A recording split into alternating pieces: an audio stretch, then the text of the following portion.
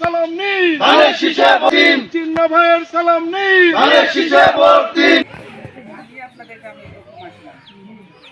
আপনার তো অনেক কষ্ট থাকে, এটা মানে আমি আমার নিজের থেকেই যেটা বুঝি আপনাদের যে আপনারা অনেক কষ্ট করছেন।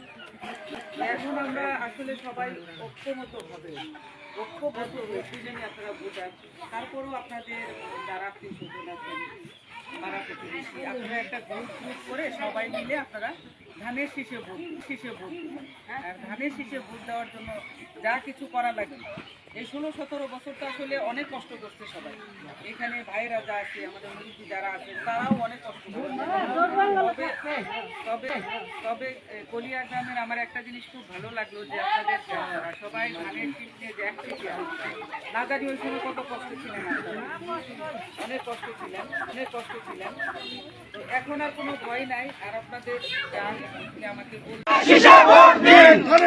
ভোট দিন, জিন্না ভাইয়ের সালাম নিন, সালাম নিন, শাইলা ভাবির সালাম নিন, ভোট দিন, শাইলা ভাবির সালাম